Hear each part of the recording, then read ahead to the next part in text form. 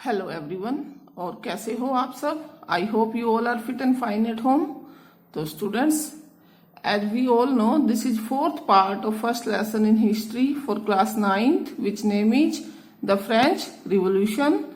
तो स्टूडेंट्स, अगर आपने अभी तक मेरे चैनल को सब्सक्राइब नहीं किया है तो प्लीज कर दें और बेल आइकन को भी प्रेस कर दें so that you can get new updates on time.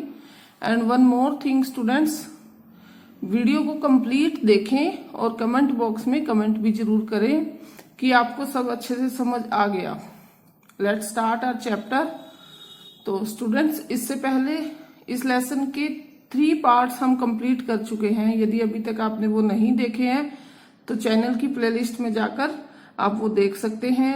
Description box में भी लिंक प्रोवाइड किया जाएगा, आप चाहे तो वहां से भी देख सकते हैं।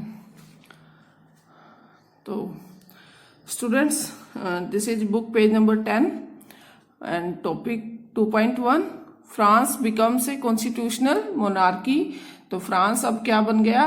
संवैधानिक राजतंत्र बन गया। तो ये कैसे बना वो हमने पिछली वीडियोज में देखा था कि किस तरह लुई 16 ने अब फ्रांस की जो जनता थी उनका कहना माना और नेशनल असेंबली को स्वीकार कर लिया।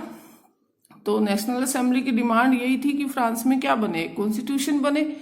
तो वो अब बन गया। अब आगे देखते हैं कि वो कैसे क्या बना, क्या रहा वहां का system. The national assembly completed the draft of the constitution in 1791। तो नेशनल असेंबली ने 1791 में अपना संविधान का जो प्रारूप था, मतलब जो संविधान में जो जो उन्होंने ऐड करना था, रूल्स रेगुलेशन, वो सब क्या कर लिया था? कंप्लीट कर लिया। Its main object was to limit the powers of the monarch. तो इसका जो मेन उद्देश्य था स्टूडेंट्स, वो था कि राजा की शक्तियों पर क्या हो? लिमिट हो, राजा की शक्तियां पर सीमित हो, मतलब ज्यादा ना हो, कंट्रोल हो उन शक्तियों पर। मोनार्क, यहाँ राजा की बात हो रही है। These powers, instead of being concentrated in the hands of one person, were now separated and assigned to different institutions। यानी कि अब जो पहले सारी पावर राजा के पास थी, अब वो पावर सिर्फ एक व्यक्ति के पास ना होकर अलग अलग इंस्टीट्यूशंस को डिवाइड कर दी गई थी। अब इंस्टीट्यूशंस कौन से थे? जैसे कि the legislature, executive and judiciary, यानी कि विधायिका, कार्यपालिका एवं न्यायपालिका। जैसे कि अब हमारे इंडिया में भी ऐसे ही है गवर्नमेंट। आपने 8th क्लास में भी इनके बारे में अच्छे से रीड किया होगा कि इनका अलग अलग काम क्या है, और ये सेपरेट थी, मतलब इनका इंटरफेयर भी नहीं था एक दूसरे के अंदर। This made France a constitutional monarchy. और इसने क्या बनाया? फ्रांस को एक संवैधानिक राजतंत्र बना दिया। Figure 7 explains how the new political system work. और फिगर जो नीचे दिया गया है एक स्टूडेंट्स, ये शो करेगा कि किस तरीके से नया संविधान काम करेगा। तो ये था फिगर 7 स्टूडेंट्स। तो ये देखिए कि यहाँ कैसे क्या है। तो यहाँ एक्टिव सिटीजन्स है, मतलब एक्टिव सिटीजन वो लोग जो वोट डालेंगे, उन्हें एक्टिव सिटीजन बोला गया है। तो वोट डालेंगे 4 मिलियन पीपल, और टोटल कितने में से? 28 मिलियन में से 4 मिलियन पीपल वोट डालेंगे। वोट से वो इलेक्टर्स करेंगे, यानी कि 50,000 लोगों को वो इलेक्ट करेंगे। फिर ये मिलकर वोट डालेंगे और ये नेशनल असेंबली के 745 मेंबर्स को इलेक्ट करेंगे। फिर नेशनल असेंबली जो है वो क्या बनी? लेजिस्लेचर बनी, और वो कंट्रोल करेगी राजा की पावर को और कंट्रोल करेगी जो मिनिस्टर्स बनेंगे उनकी पावर को। और इधर से वोट देंगे यही लोग, और जज इलेक्ट किया जाएगा जो जुडिशरी सिस्टम, मतलब न्यायपालिका की कोई अगर जैसे रूल्स तोड़ रहा है या रूल्स फॉलो नहीं कर रहा तो उन्हें पनिश करने के लिए। फिर उसके बाद पैसिव सिटीजन्स बताया स्टूडेंट्स। पैसिव सिटीजन्स वो जो लोग वोट नहीं डालेंगे या जिन्हें वोट का राइट नहीं होगा, वो होंगे about 3 million man, women, children and youth below 25, यानी 25 ईयर्स से कम वाले। तो अभी हम देखते हैं कि ये किस तरीके से डिसाइड किया गया कि एक्टिव सिटीजन कौन होगा और पैसिव सिटीजन कौन होगा। The constitution of 1791 vested the power to make laws in the national assembly which was indirectly elected. तो कॉन्स्टिट्यूशन बनाने का जो काम था स्टूडेंट्स की, जो भी लॉज बनाने हैं, कानून, रूल्स, रेगुलेशन, वो सब नेशनल असेंबली बनाएगी। और नेशनल असेंबली जो थी वो इनडायरेक्टली इलेक्ट की जाएगी। जैसे हमारे यहाँ पार्लियामेंट के पास होता है ये राइट, तो यहाँ नेशनल असेंबली के पास है।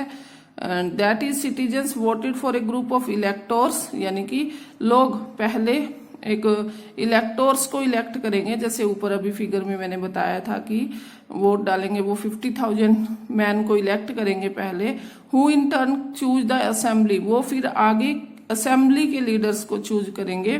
Not all citizens however had the right to vote, और सभी लोगों को वोट डालने का राइट नहीं होगा।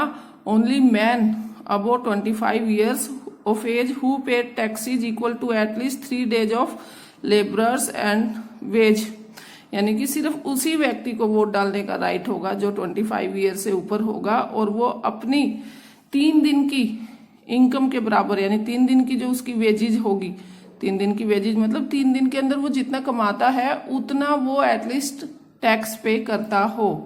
ये कंडीशन थी कि अगर कोई इससे कम टैक्स पे कर रहा है तो उसे वोट डालने का राइट नहीं होगा। The remaining man and all women were classed as passive citizens, तो बचे हुए बाकी के सब मैन एंड वुमेन जो थे वो पैसिव सिटीजन्स थे, यानी कि उन्हें वोट डालने का कोई राइट नहीं था। To qualify as an elector and then as a member of the assembly, a man had to belong to the highest bracket of tax payers, यानी कि इलेक्टोर बनने के लिए, यानी कि वोट में सिलेक्ट होने के लिए, और या फिर असेंबली का मेंबर बनने के लिए व्यक्ति को ज्यादा से ज्यादा टैक्स पेयर बनना था, यानी कि उस व्यक्ति को चुना जाता था जो कि ज्यादा क्या कर रहा हो, टैक्स पे कर रहा हो। यानी वोट डालने के बाद जो इलेक्टोर्स चुने गए वो भी ज्यादा टैक्स पे करेंगे, और फिर जो इलेक्टोर्स जो आगे नेशनल असेंबली के मेंबर्स बनेंगे वो चुने जाएंगे जो कि हायर पेयर होंगे। तो स्टूडेंट्स यहाँ एक फिगर दिया है, एक इमेज दी गई है, ये फ्रांस का कॉन्स्टिट्यूशन है। तो यहाँ पर ये दिया गया है कि declaration of right of man and citizen, यानी कि पुरुष एवं नागरिक अधिकार घोषणा पत्र है ये, जो कि 1790 में बनाया गया, ली बार्बिए द्वारा बनाया गया। इसका जो पेंटर कहेंगे वो ली बार्बिए था। और इधर ये फ्रांस के कानून को शो कर रहा है, और इधर ये जो इमेज है वो फ्रांस को शो कर रही है। The constitution began with the declaration of the rights of man and citizen. तो जो फ्रांस का संविधान बना स्टूडेंट्स, वो बना पुरुष एवं नागरिक अधिकार घोषणा पत्र के साथ वो शुरू हुआ। Rights such as the right to life, यानी कि उसके अंदर क्या क्या राइट्स दिए गए फ्रांस के सिटीजन्स को, वो दिए गए राइट टू लाइफ मतलब कि जीवन का अधिकार, फ्रीडम ऑफ स्पीच मतलब कि अभिव्यक्ति की स्वतंत्रता, यानी कि कुछ भी अपनी विचारों को व्यक्त करने की, freedom of opinion, equality before law, कानून के सामने समानता, were established as natural and inalienable rights, यानी कि ये राइट्स जो बने इनके लिए कोई किसी के साथ किसी भी तरह का कोई शोषण नहीं कर सकता, किसी को कोई किसी भी तरीके का टॉर्चर नहीं कर सकता। That is they belonging to each human being by birth and could not be taken away. और ये फ्रांस के रहने वाले सभी व्यक्ति को बाय बर्थ मिलेंगे, मतलब जन्म के साथ, फ्रांस में जन्म लेने वाले बच्चे को उसी टाइम जन्म के साथ ही उसे ये राइट्स मिल जाएंगे, और कोई भी उसे इन अधिकारों से उनके मतलब किसी भी व्यक्ति के ये अधिकार कोई छीन नहीं सकता। It was the duty of the state to protect each citizen's natural rights. और ये राज्य का कर्तव्य बनेगा कि वो अपने राज्य में रहने वाले सभी लोगों के राइट्स की क्या करे, रक्षा करे। तो यहाँ पर ये राइट्स दिए भी गए हैं स्टूडेंट्स, आप इनको रीड कर सकते हो। काफी सारे राइट्स यहाँ दिए गए हैं। तो स्टूडेंट्स अब हम बुक पेज नंबर 12 पर आ गए हैं। यहाँ पर दिए गए हैं रीडिंग पॉलिटिकल सिंबल्स, यानी कि राजनीतिक जो प्रतीक थे उनके मायने क्या थे। तो पहले मैं बता दूं कि ये क्या है स्टूडेंट्स। यहाँ पर कुछ सिंबल्स है, मतलब कुछ पिक्चर है, और उन पिक्चरों से किसी स्पेशल एक चीज को शो किया गया। जैसे कि उस टाइम के लोग 18th सेंचुरी में लोग जो है पढ़े लिखे नहीं थे, उन्हें लिखना पढ़ना आता ही नहीं था, तो वो इमेज से काफी कुछ समझते थे, तो इसीलिए जो इमेज का यूज किया गया। तो ले बार्बिए जो कि पेंटर था, उसने अपनी पेंटिंग में बहुत से चित्रों को दिखाया जिनका एक स्पेशल मीनिंग होता था। तो यहाँ हम थोड़े से दिखाते हैं स्टूडेंट्स, देख लीजिए, क्योंकि यहाँ ये एक एक नंबर के क्वेश्चन आते हैं काफी बार। ये पिक्चर जैसे ये ब्रोकन चेन दिखाई जाती है और पूछा जाता है इसका मीनिंग क्या है। तो इस तरीके से आप देख लीजिए कि the broken chains were use to fetter slaves to broken chain stand for the act of becoming free. तो चेन को तो क्या किया जाता है स्टूडेंट्स, इसको स्लेव्स मतलब दास या गुलाम को बांधने के लिए इसका यूज होता है, लेकिन यहाँ पर ब्रोकन चेन दी गई है, दैट मीन्स वो अब टूटी हुई जो हथकड़ी है वो क्या है, वो उनकी आजादी का प्रतीक है। किनकी, जो दास थे, जो गुलाम थे, उनकी आजादी का प्रतीक है। Next symbol is the bundle of rods और fasces. One rod can be easily broken but not an entire bundle, strength lies in unity. यानी कि छड़ों का एक गट्ठा है, ये काफी सारी इसमें स्टिक्स हैं जिनको आपस में टाई कर दिया गया है। तो इसका मतलब है कि अकेली छड़ को तो हम आसानी से तोड़ सकते हैं, लेकिन पूरे गट्ठड़ को नहीं। यानी कि स्ट्रेंथ लाइज इन यूनिटी, यानी कि एकता में बल है। And third symbol is the eye within a triangle radiating light, यानी कि ट्रायंगल के अंदर रोशनी बिखेरती हुई आंख। The all seeing eye stand for knowledge. The rays of the sun will drive away the clouds of ignorance, यानी कि सर्वदर्शी आंख ज्ञान का प्रतीक है और सूर्य की किरणें अज्ञान रूपी अंधेरे को क्या कर सकती है, मिटा सकती है। Next is sceptre. स्केप्टर जो है स्टूडेंट्स वो होता है राजदंड, यानी कि इससे राजदंड दिया जाता था, सिंबल ऑफ रॉयल पावर। ये क्या है, शाही सत्ता का एक प्रतीक है। And last symbol of this page is snake beating its tail to form a ring, symbol of alnetry. A ring has neither beginning nor end, यानी कि अपनी पूंछ मुंह में लिए हुए सांप है यहाँ पर एक, ये देखिए, और ये है सनातनता का प्रतीक, यानी कि अंगूठी का कोई और छोर नहीं होता।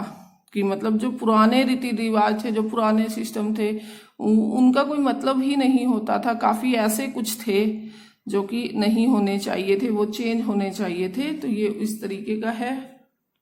On the page number 13, red Phrygian cap. तो cap worn by slave upon becoming free, यानी कि दासों द्वारा जो आजाद होने के बाद पहने जाने वाली कैप थी ये, कि उन्हें आजादी मिलने के बाद ये कैप वो लोग पहनते थे। And next is blue white red, यानी कि नीला सफेद लाल। तो ये क्या थे students, the national colours of France. France के ये नेशनल कलर्स थे। And next symbol is the winged women, यानी बोलेंगे कि डैनो वाली वुमेन या पंखों वाली महिला एक। तो ये जो थी पर्सनलाइफिकेशन ऑफ द लॉ, ये कानून का एक रूप थी। यानी कि आपने देखा होगा हमारे इंडिया में कानून को शो करने के लिए वो एक औरत होती है जिसकी आंखों पर ब्लैक पट्टी होती है और हाथ में उसके तराजू होती है। तो यहाँ इस टाइप की एक इमेज का यूज किया गया फ्रांस में। And last symbol is the law tablet. The law is the same for all and all are equal before it. तो ये एक विधि पट है जिस पर सभी रूल्स रेगुलेशन जो कॉन्स्टिट्यूशन में बने वो राइट किए गए हैं।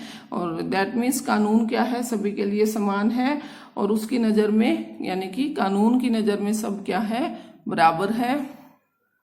तो स्टूडेंट्स आपने ये सिंबल्स एंड देयर मीनिंग सब लर्न कर लेने हैं, क्योंकि इनसे काफी एक एक नंबर के क्वेश्चन बनते हैं। And students, thanks for watching and please like, share and subscribe my channel. Stay home, stay safe. हम मिलते हैं हमारी नेक्स्ट वीडियो में। तब तक के लिए आप इस वीडियो के इम्पोर्टेंट पॉइंट्स लर्न कर लीजिएगा।